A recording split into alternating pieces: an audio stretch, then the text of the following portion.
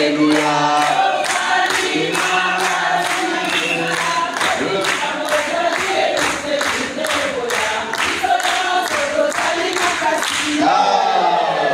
Merci, ma bonne très bien. Tous les oratrices ne sont pas les nets. Boyoka Azanani. Il y a un esprit à vous saganater. Aza première femme militaire désignée commandant de bataillon de quartier général. Ma bonne aussi, ma merci pour la colonelle. De parler devant ton assemblée. Oyoka, problème basala soda bazala nango, la dépression bazala nango nayoki, malgré que nous avons moi c'est civil, mais aider bisopé. Et pour aider bisopé, on a la dépression surtout vivra parce que ça la dépression en tant que moi c'est déjà aux anaka salibala. Tout le monde a une responsabilité en boca, à député, à politicien, à vivre un problème peut-être na dernier mot côté na basi abasoda mais est concerné bisonyoso. Maman Cathy, en tant que telle, aux amoisi le collabasi abasoda au bazar na ba policier, quand vous vous mettez en place na bango, vous kanini par rapport à Bikambo Botolobela la dépression. Et ça, ça n'a pas si parce qu'effectivement, les gens qui soko bali soda yeba ke yonde fozala mutu oyo place ya zopemela bali nyoso alingaka lokumu mais déjà soko za soda ozoteka lokumu non parce que yonde il faut ozala bakati ya commandement alors soko zongi na ndako mwasi na yo il faut azala oyo azali ko consoler oyo azali ko zongi so na place ya bomobali donc eza pasi pour moi il faut que nous soyons comprendre ce que bango fait parce que souvent tout le monde a bango to bando comprendre bango te bazalaka trop brutal bazalaka makamka ndenge la majorité alobaki to comprendre bango te biso ba civil to comprendre bango te tout le monde a bango bazalaka makasi na ce que to comprendre parce que za makambo bala bango bazo vivre bango bazo yela bango na ndako alors bango nde bango baza bongo ceux qui baza bien suivi baza bien encadré. J'espère que tu peux régler ma problème mini de vivre à Nabakobiso. Merci Maman Cathy. Merci beaucoup. Alors pour celles qui sont déjà dans la dépression. Oui, mais celles qui sont dans la dépression, il faut que la dépression d'abord soit reconnue comme problème. Et à partir des signes de la dépression, nous avons dit, si ces signes-là durent plus de 2 semaines, il faut chercher de l'aide. Mais le plus souvent, les gens ne cherchent pas de l'aide. Ils vont plus à l'église pour prier jusqu'au moment où la situation s'empire ou alors ça va rester comme ça et la vie se dégrade pour tout le monde. Et nous avons pensé que l'on puisse former d'autres femmes militaires comme des relais communautaires pour pouvoir aider d'autres femmes à découvrir leur état dépressif et à demander de l'aide en temps opportun pour éviter de sombrer dans une situation où on ne progresse pas dans la vie. Merci professeur Okitondo. Merci beaucoup. Moi, c'est le psychologue colonel de Mohamed. Je suis le coordonnateur général du programme militaire de santé mentale pour le bien-être psycho-émotionnel et social des militaires et leurs épouses, familles et enfants. Aider la femme militaire, c'est d'abord soutenir les militaires. On doit accomplir normalement sa mission, l'évaluer à tout moment sur le plan psychologique. Une famille équilibrée suppose un militaire fortement armé sur le plan mental. Alors, nous avons créé le programme militaire de santé mentale pour permettre aux militaires et leurs épouses d'être proches de la prise en charge d'un spécialiste. Nous avons créé aussi des centres d'écoute de famille et assistance parentale, c'est-à-dire accompagnement et capacitation des parents. Parce que le travail des militaires, c'est un travail très stressant. plein de tensions et cette pression-là ne permet pas aux militaires de pouvoir organiser sa famille. Et finalement, les familles deviennent déstructurées. Ce qui fait que quand un militaire est engagé au combat, tous les stress qui restent pour la famille, c'est l'organisation du programme militaire de santé mentale et service de santé de l'armée qui s'occupe de la femme du militaire et ses enfants pour au moins obtenir l'équilibre mental. Parce que sans équilibre mental, on n'a pas un développement, on n'a pas de développement. Non, pas du tout. Merci beaucoup, Merci. colonel. Je suis Madame Catherine Mimba. Je suis fonctionnaire de l'État et je travaille au ministère du Budget. Je suis pour le moment affectée au ministère de l'enseignement supérieur et tertiaire comme contrôleur. Madame Karine Mimba, vous avez assisté à la conférence. Madame Karine Mimba, excusez-nous. Vous venez d'assister comme nous à la conférence organisée à l'attention de femmes épouses de militaires policiers et vous avez eu à donner un témoignage. Qu'est-ce qu'on peut en savoir un peu plus? C'est quoi votre témoignage? En fait, je peux répondre par témoigner pour quelque chose qu'on a vécu. C'est pas du tout facile. L'organisation Babel internationale est motivée à aider les hommes en uniforme. Tant qu'épouse d'un homme en uniforme qui n'est plus de ce monde, je suis veuve d'un colonel qui est décédé il y a 22 ans. Et c'est les expériences que j'ai vécues, que je voudrais mieux partager avec mes sœurs, femmes militaires qui sont en dépression, comme le dit le sujet du jour. Les femmes, les militaires sont au front et leurs épouses restent en dépression. Ils avaient besoin de ces témoignages pour essayer d'édifier quelques-unes qui sont en dépression. Madame Karine Mimba, concrètement, 22 ans d'expérience après que papa soit parti, vous en tant qu'ancienne épouse ou épouse d'un militaire qui a déjà quitté ce monde, c'est quoi que vous dites à ces femmes qui, pour les unes, ont les maris et d'autres non plus?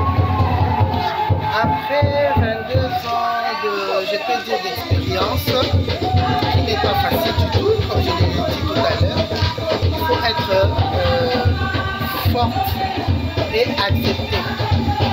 Dans un premier temps, il faut accepter ce qui n'est pas facile. Accepter de vivre avec son absence et de se tenir debout et essayer de sortir de cette dépression. Ce sont des moments très difficiles à supporter, mais avec Dieu, il faut toujours se remettre à notre Créateur. C'est lui qui est le Père des orphelins et Marie de Dieu. Ce n'est pas de ma force, c'est avec sa force qu'on peut sortir de cette dépression. Oyo koyoka problème basi ya basoda bazala nango la dépression bazala nango nayoki malgré que nga naza mwasi ya civil mais aide biso mpe ekoyede biso mpe mpona badépression mosusu tovivra parce que eza na badépression nyonso en tant que mwasi déjà oza na kati ya libala tomonaka yango moto aza na responsabilité ya mboka aza député aza politicien avivaka baproblème oyo nyonso to peut-être na ndenge moko te na basi ya basoda mais econcerne biso nyonso yango nde nayaki bilolo lelo. Maman Cathy, en tant que telle, aux amoisi, le collaboration à Basoda au bazar à policier, quand vous vous mettez en place dans Bango, vous avez par rapport à Bikambo sur le la dépression.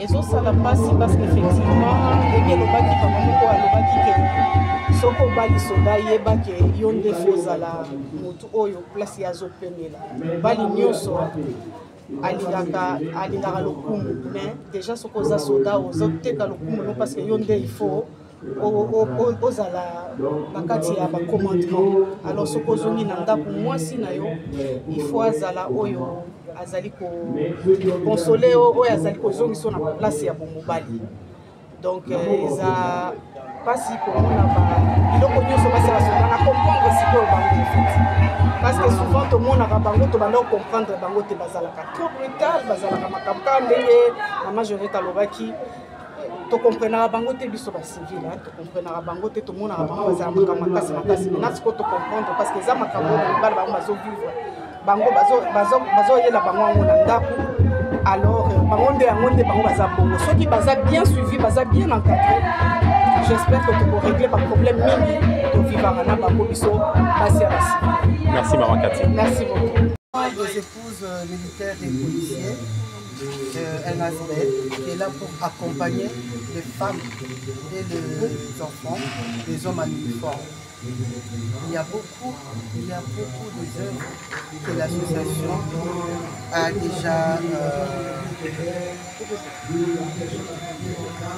déjà mené.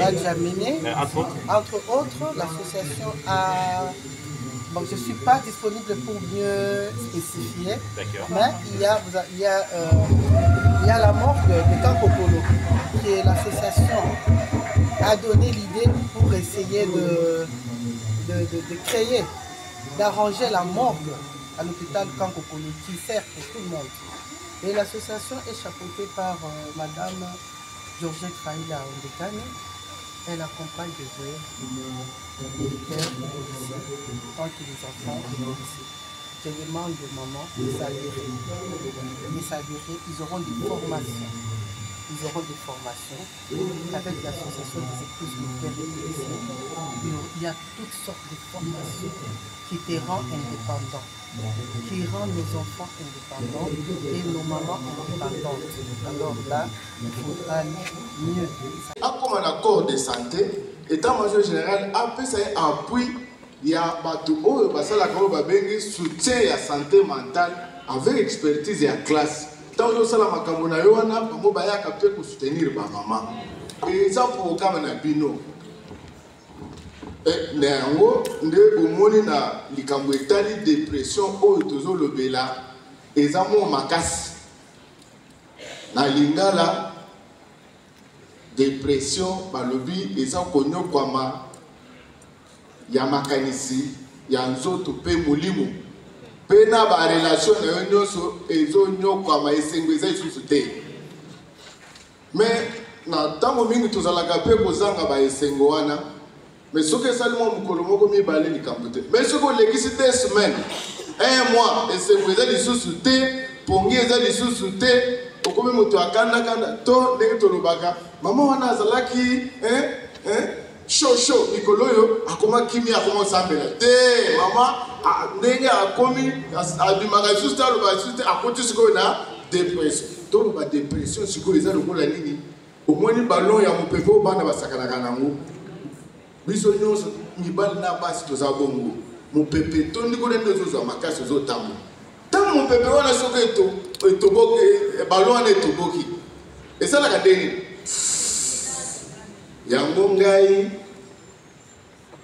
définition napesaka na dépression ezali kobima mopepe na makanisi na nzoto na molimo mopepe ebimi bamama bayebi eloko na loba wana kobima mopepe obimi mopepe makasi eza te okolala butu mobimba okomi tongo soko kanisi okende osala mosala oyoki nzoto elembi kamwa mpungu ya lukute ye mutu ebandi pasi ozoyeba te ndenge akosala soki eumeli eza eloko babengi dépression yango dépression eza na français mais bango ba français nokoyoka dépression épisode dépressif trouble dépressif dépression anxiété bango bamele biloko ndenge na ndenge mais likambo ezali awa eza nzoto elembi makasi eza te esengo eza lisusu te tina mbeto esengo eza te mosala esengo eza te bisika nyonso oza so na esengo te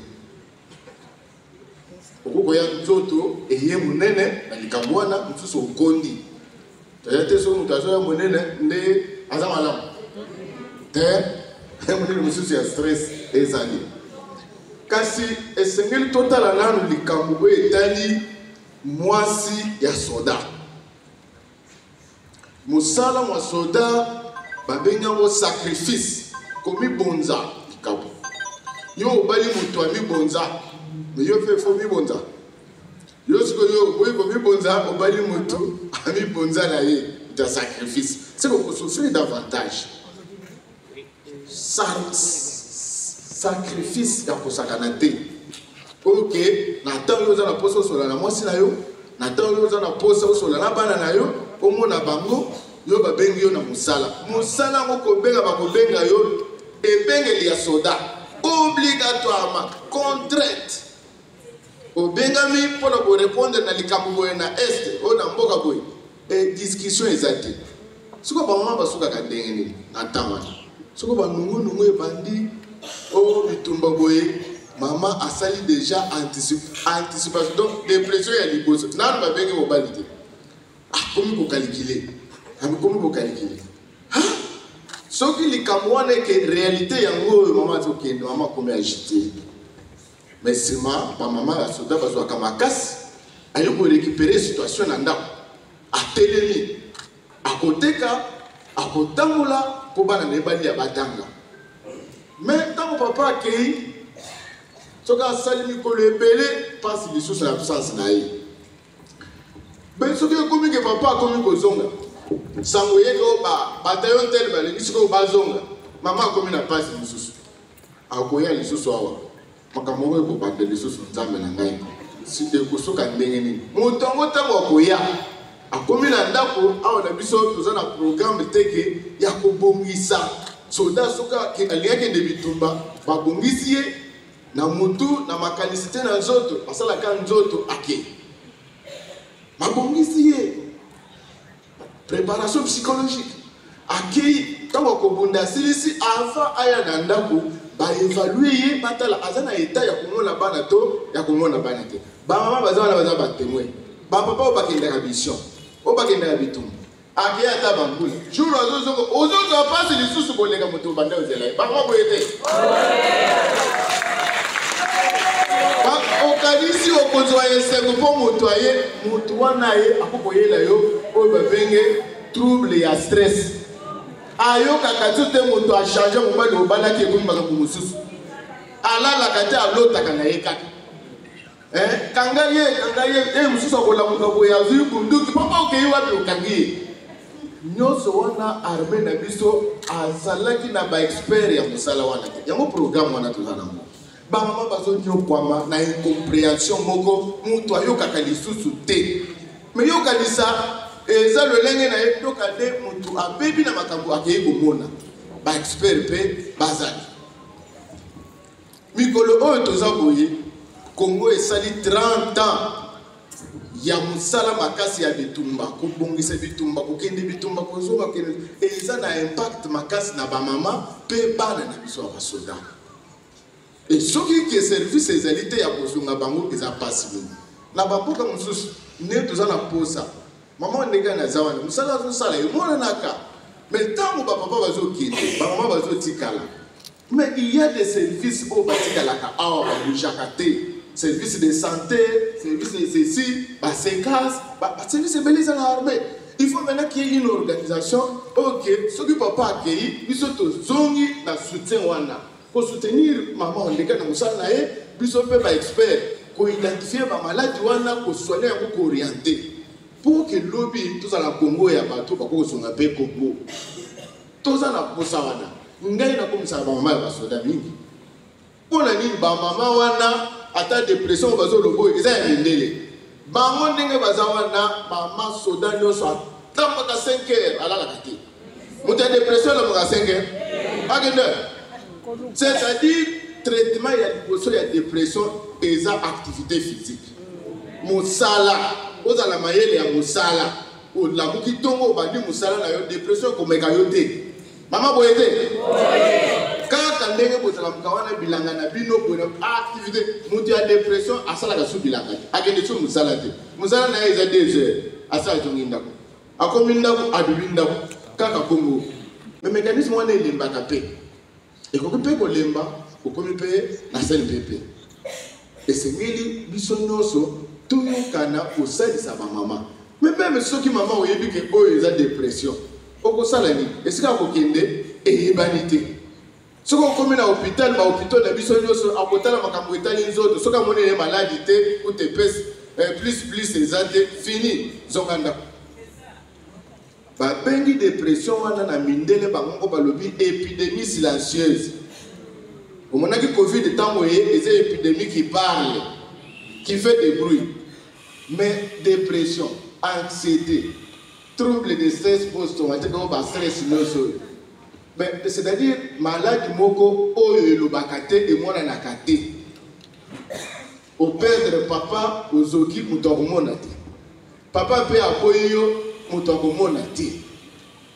Tala na na famille ya basoda. Na bamboka mosusu mwasi ya soda aza na nombre ya bana oyo ya kozwa.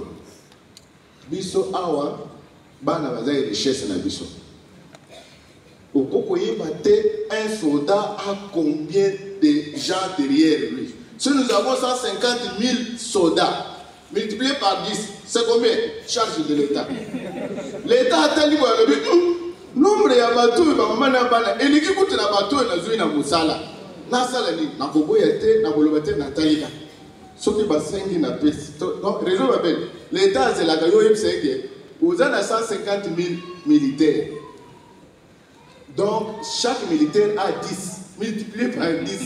Pese bisongongo, bisoto songo na musala wana. Wana projet, il y a accompagnement à maman. Pour maman, soldat, oyo, avec la famille équilibrée, c'est un soldat vraiment armé mentalement. Soldat équilibré pour une famille équilibrée. Parce que dans la bisomingo, omona kababoya kamusala batindi boya keite azomituna soki lelo nazate c'est fini mais soki soda yebike soki même nazate l'État s'occupe déjà des situations c'est déjà beaucoup donc plaidoyer toujours ça la pona bino eza oyewana malade oya dépression et mona na kanami soute mais basigne ezali attends moi na yo tout ça la dépression il y a ba bébé non le cas maman dépression il y a bana les enfants dépression il y a ba adolescents dépression il y a mikolo parmi ya mikolo ba maman ndena mukili mubimba ba gagner et pour pasuka soki pasuki olebi et comme na ba maladie mususu nde totali tolobi te biso toko tika polité toko accompagner réseau Babel la maman présidente de misala na bango biso toko dala na bango toko yebisa ba maman ya ba soldat que na camp militaire ya ba soldat to na la police tozali na programme na ba expert o etali makambo ya problème ya comportement problème ya santé mentale et puis na ba makambo mususu. Tout est un programme AWA qu'on appelle programme d'accompagnement à la résilience des familles des militaires. Wana musala maman on décale à dos sala beatanga kamote. Mais est-ce que ça musala wana déjà accompagnement à la résilience des familles militaires. Ba ko ba telema abaye ba pente mwana ba maman soldat telema. Programme wana ezali. Programme la santé mentale ezana ba échelon.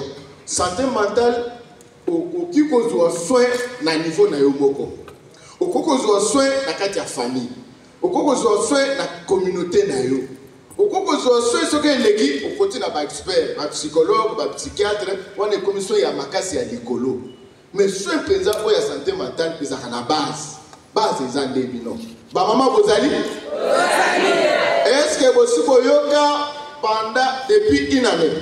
Combien de mamans et de soldats vont se suicider pour pas se l'équipe? Oui, c'est combien?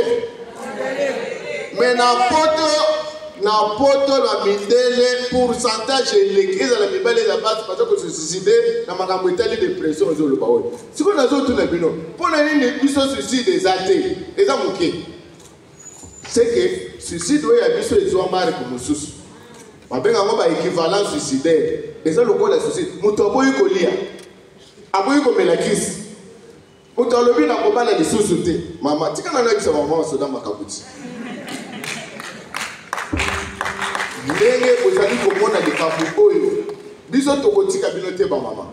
Chaque fois que réseau Babel ya kobenga biso, chaque fois maman on décane ya kobenga biso programme ya ba soda pour la santé mentale na ya ba mama na bana na bango tozali pona bino. Je vous remercie.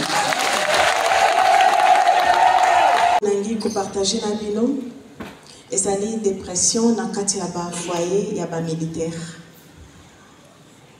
En fait, na okende concrètement na olunga na vivre na kati ya pendant la gestion ya bana mibali.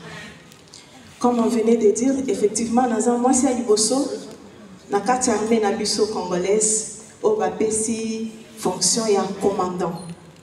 Pour bande konanga miba ya basi, ba konzipe nanga, basa plus na logistique, na administration, na santé, mais na commandement pour la première fois na mboka na biso, ba essayer na kobai na bango ezali na colonel Nenette.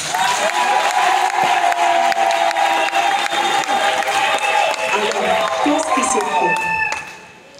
C'est sur base de critères. Sur base de critères, on va exposer qui pour essayer pour la toute première fois commandant il y a moisi. Na partie de critères, na qui kolbaki, na un pourcentage de mais j'étais sélectionnée et je fus la première femme qui était désignée pour exercer cette fonction-là, commandant bataillon.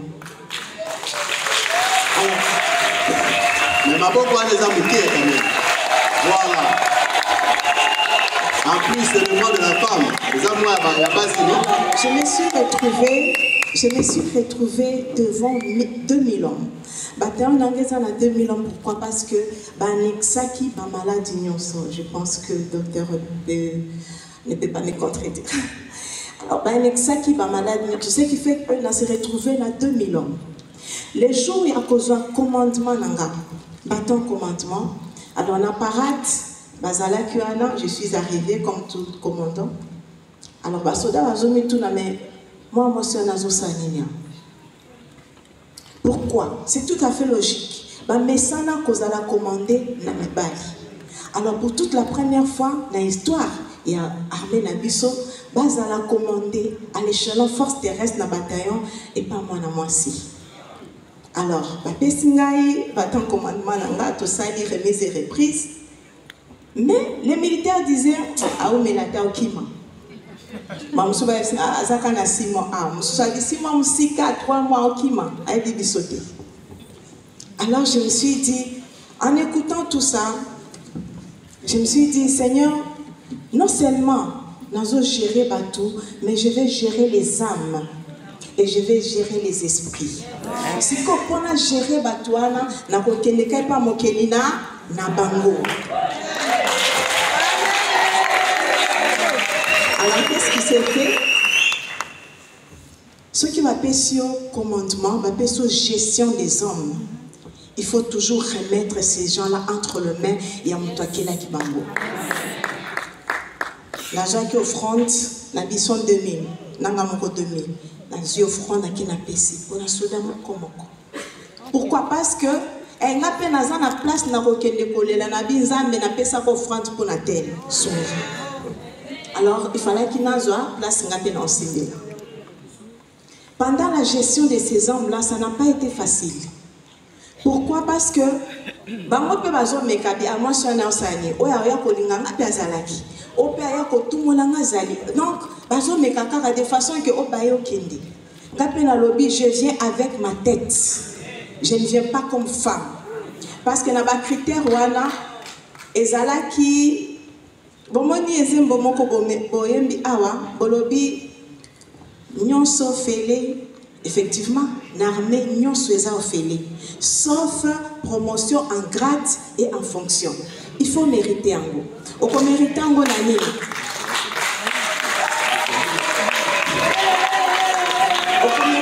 Fonctionne la formation.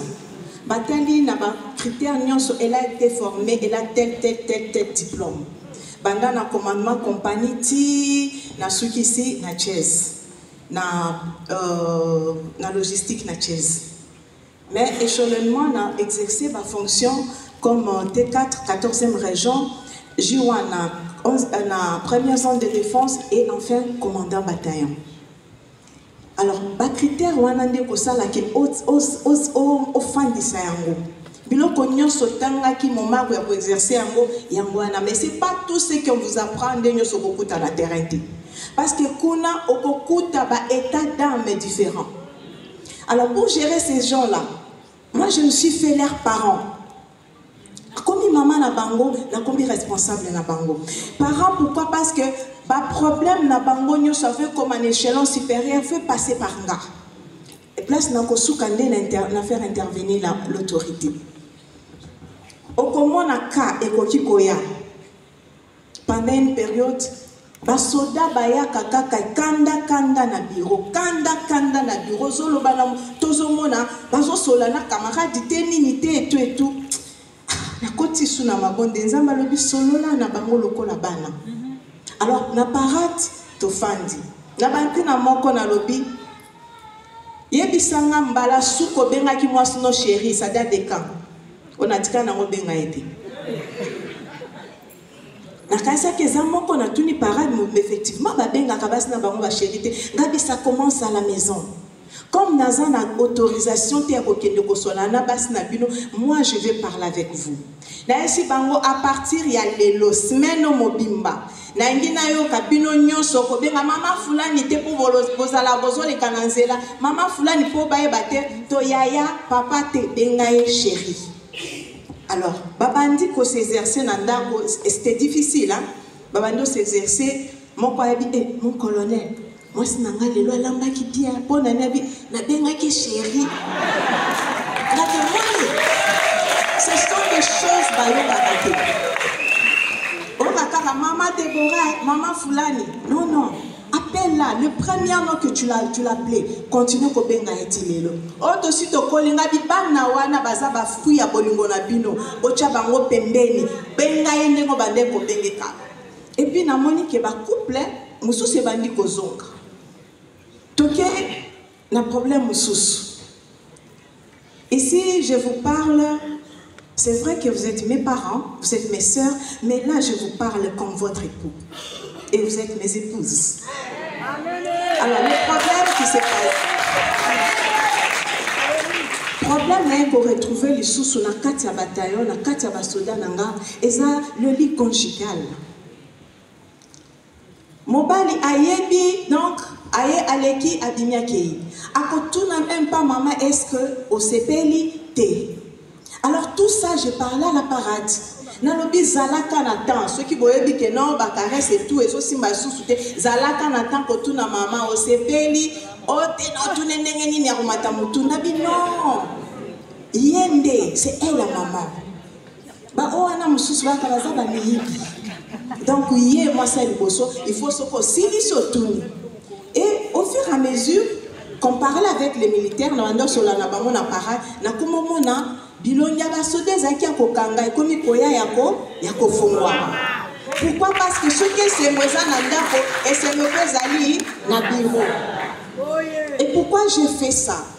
Moi, je leur ai dit beaucoup mi stressé nga, beaucoup mi rendre un mauvais service. Pourquoi? Parce que yo soko ye na kanda ngape na supporter te na kopinir yo peut-être ezara makambo oti na ndako. Alors commencez par arranger à la maison. Ceux qui bobongisi na ndako bokoya malamu na musala et puis musala ko sala nini et kotambola bien ngape na osala nini na kozwa lokumu. Et c'était ça.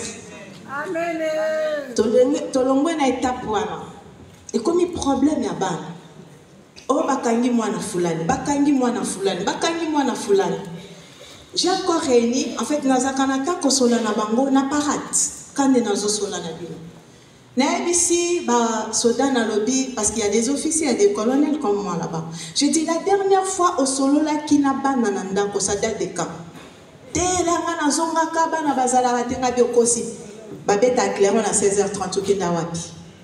Alors tous ces gens-là, je leur ai dit, désormais ceux qui vous ont dit Nandako, Zoatan, attends, on a 10, il y a 10 caractères, on a 10 âmes, 10 esprits. Alors il faut que vous caractère, il y a moi, nanayo, moko. C'est alors que vous avez talent, bana bazana yango. Parce que yozo ngaka moi na akende kotanga médecine, alors que hier c'est un grand footballeur. Il faut que tala moi na passion na yezalinini. Moi, je suis azali na métier mususu nzamba pesa ye mais yo linga salaka olinga sala parce que ça n'attend que changer na moi na te. Alors nyo sonné ezali ba problème au basoda bazo se retrouver na ndako. Moi nazo kate non parce que tu n'as pas le temps. ya kosolola na mwana. Comme vous en attendez que solola na mwana, solola na maman nae parce que c'est la maman qui passe tout le temps. Ngai boza bande konanga parce que nae bibino koleka basi na bino, toza na bino du matin jusqu'au soir. Mais basi na bino, bazali na bana du matin jusqu'au soir, du 1er janvier de décembre, donc du 1er au 31 de janvier en décembre, chaque jour à Zanaban. Yé bisa maman, problème à moi nous ndengeni parce que yé a kosola na ban. Alors au fur et à mesure, aux sala ndengwana, moi dialogue et bandi kokota parce que bela basoda basolara na basité. Bilo présente, c'est pas normal. Aux autres pesi même pas mboto comme bilo présente. Mais mon tozo tout na bilo présente à Zanani. Oh, mon colonel, ça ne se passe pas comme ça. Oh, yo maman, bonjour. Comment ça va, ma chérie? Oh, ma pekanga lobi ma pekawana yende fois la tapete na yo. Na maman yo zozo mandako. Hein, chérie, comment ça va?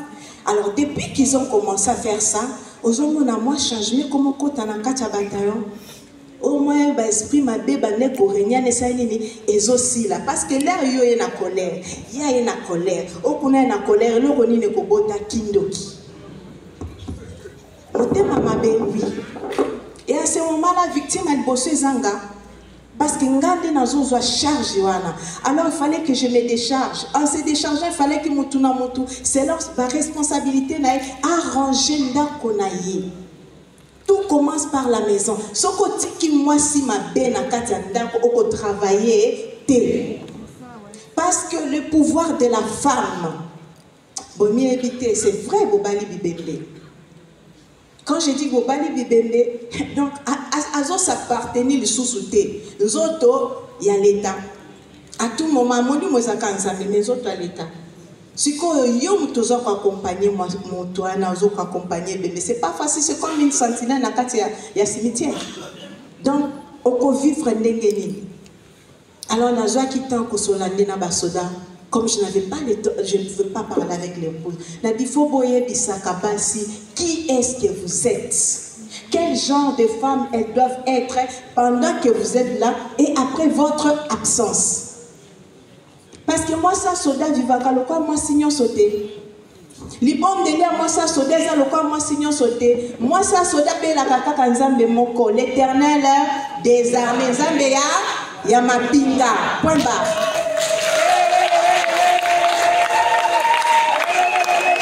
Zambéa, ceci, Zambéa, cela, Zambé, te. Yo, belé, la Zambéa, Mapinga. Parce que yo, pe, au commis, une partie, de Tobenga, Abinon, Banani, va. Même pas dépendant, comme il va souvent dépendant, comme il va souvent être chez nous. Paramilitaire. C'est un soldat comme paramilitaire. Parce que dans Mboka Moussou, moi, ça, soldat, il ne faut pas y accompagner arme. Parce qu'en cas de danger, mon bas de ceux qui vont battre, il faut qu'elle protège les enfants. Elle doit prendre le minimum. Le minimum. Alors, Tolongwe n'a été pour un an. Non, on n'arrêtait plus les enfants des soldats. En tout cas, moi je parle du bataillon qui j'ai force terrestre. Bakoulou n'appelle na banana bango ba diminuaki. Pourquoi? Parce qu'il dialogue des alakate entre parents, na moi, nana, entre soldats, na moi sinaï. Donc, le dialogue comme kokota, moi ni bana ba comme on a raison, papa comme on attend. Et la prochaine parade, je pose la question militaire dans le lobby. Mala souko mema kama sina restaurant exemple koni. Moi on a bien l'accent musabi na moni batam mobimanie. Alors na ebisi bango na lobby bino nyonso bozana kankoko. Na linginga prochain dimanche na mona bino nyonso awa na kin marché mutu na mutame mamwasi na ye akotane na kin marché. Soko za na mbongo te kende sombela ya ta bombo pamba bobima. Pourvu que obima moi si personne nini atambola na yo kotambola na moi si le quoi yende garde du corps na yo te zalakate kanga moi si na yo na loboko e ba tu peux pas mona que yende c'est elle madame mais mayepe soko ça na mbongo te bokiata na kin marché quelque part là bon mais la ta ko kabino mi balé ça va faire du bien madame et les choses commençaient à s'améliorer. Mais qu'on retrouvait sous problème ou sous. Soda Nanga, c'est un officier, mais qui était tout le temps anxieux, tout le temps en a un problème. Nino moi je fais appel à madame à la maison. Aïe, nabi maman, qu'est-ce qu'il y a? Binaza bana 10, ndenga azana la takateni nite alena nabisi SN Nanga. Nabi pesanga carte naïe. Apesinga carte naïe service. Nabi madame, yondo bando kezwanda mbongo. Ozana bana combien? 10. Donc, si R au Coco Maputa 10, besoin de les cartes. Donc, chaque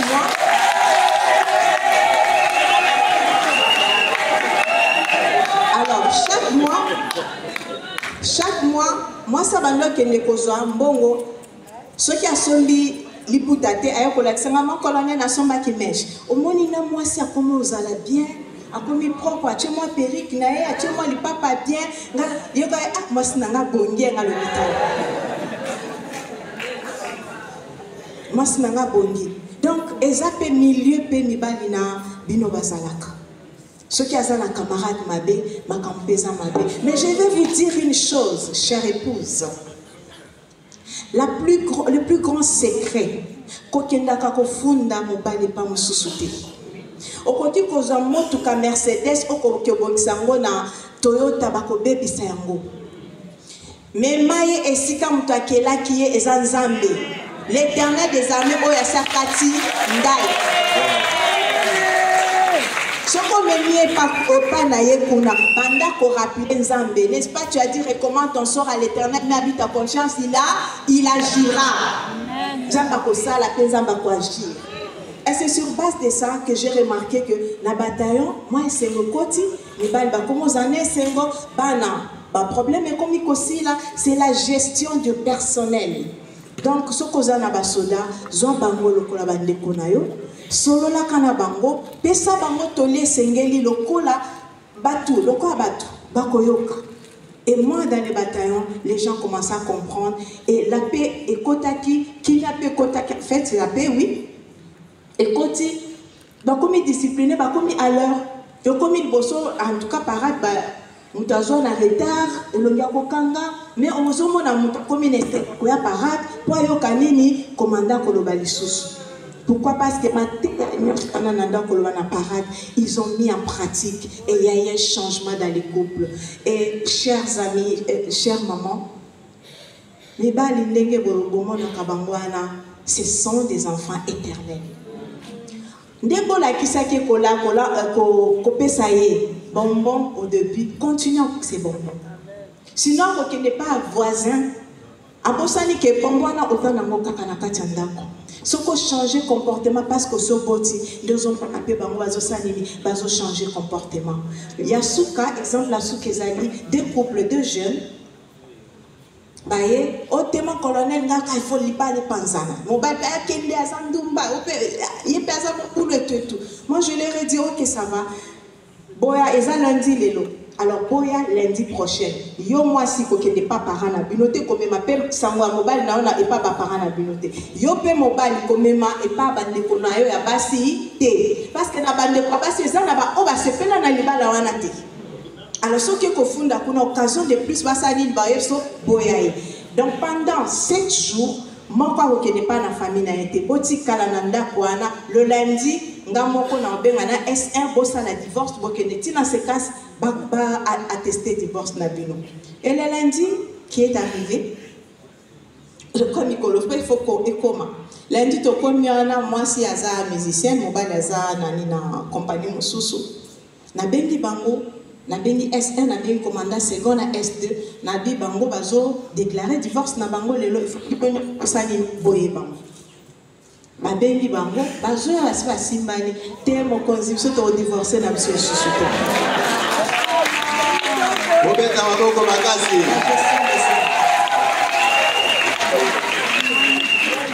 La gestion des hommes. Yango na lobaka basi pour le fait seulement, balalisa mobile, et ça n'a pas secret, oyo bino foboyeba, mutako renouveler secret wana, mutako rappeler nos secrets na eza kakanzamba. Dans ce mobile, au monde que mutu mati lisusu, kende ko funde pa nani? Zambe, zambe ya mapi, ya mapinga. ou apesaka ye grade pa apesaka ye fonction pour changer nos cognos son akati ya couple. Je dis je vous remercie. Maman a élu Benzam.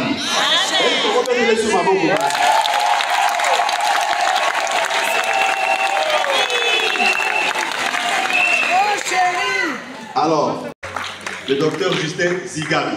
Je voulais dire merci à son excellence Doudou Fomba, particulièrement à mon ami et frère, son honneur Alidor, et à